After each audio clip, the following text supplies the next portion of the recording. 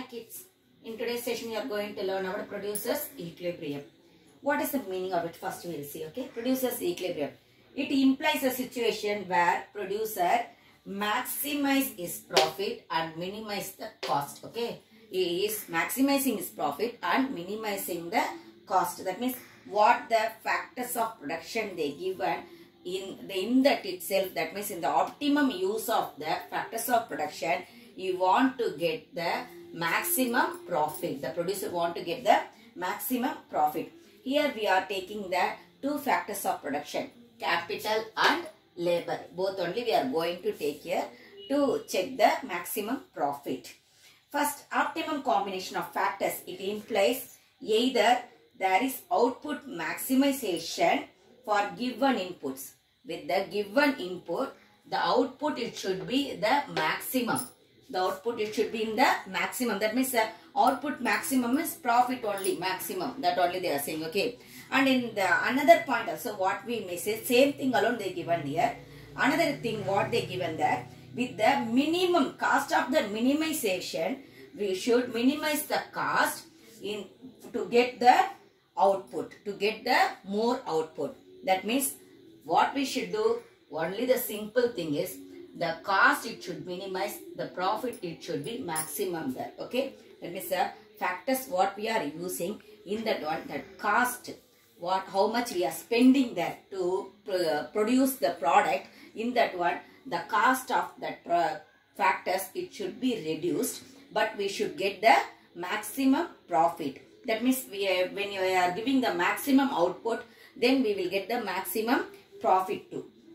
What are the conditions for the producer's equilibrium? We will say the iso cost line must be tangent to iso-quant curve.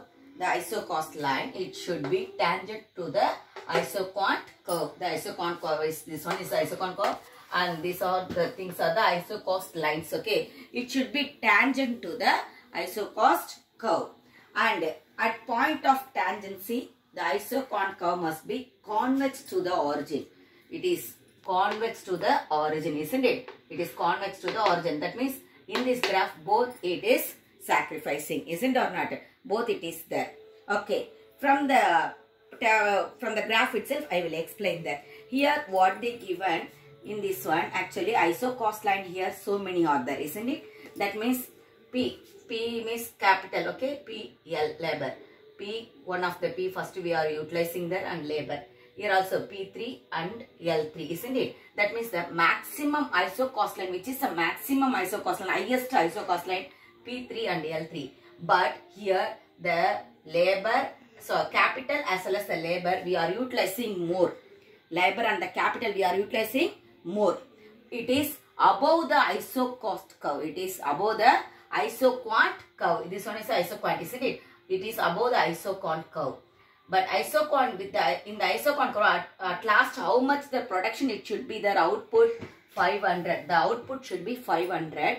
But to get the 500 units, what we are utilizing here in the first one, in the first iso-quant line, P3 to L3. That means it is above the iso-quant curve, isn't it? And next one also, P to L2, isn't it? That means that B to C line is in the P2 and L2. This also above the iso-quant curve, isn't it? This also above the iso-quant. That means we are utilizing the more capital and more labor to get the units, to get the maximum output units, okay.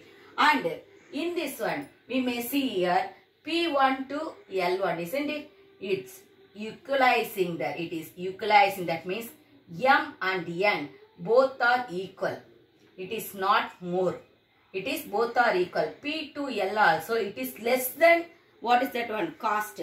But in less than cost, we can't able to get the 500 units, isn't it? Because where this one intersecting the iso-quant curve, it's intersecting in the P1 and L1 iso cost line itself.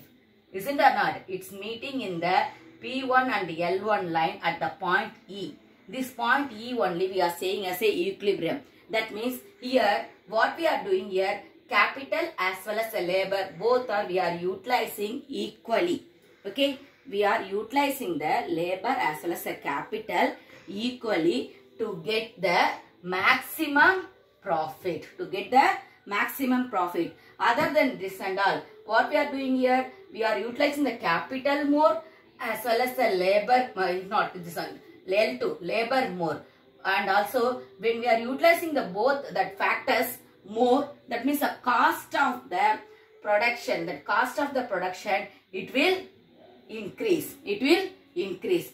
P3 to L3 also, the cost of the production, it will increase.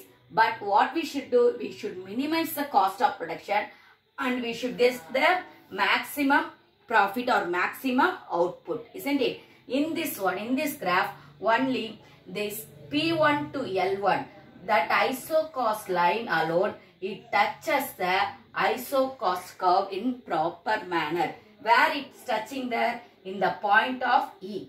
Point of E only we are saying as a equilibrium, where M and N both meets equally.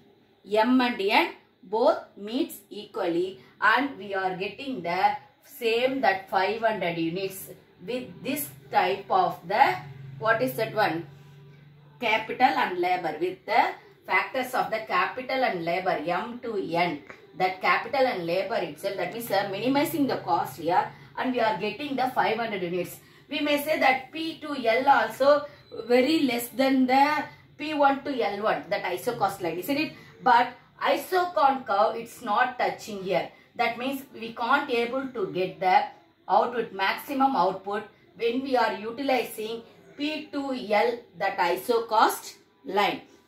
Actually, this one helps us to how much we can able to use the factors of production to minimize the cost and to get the maximum profit. For that alone, this produces equilibrium. This one is helping to us. Okay, children? Thank you.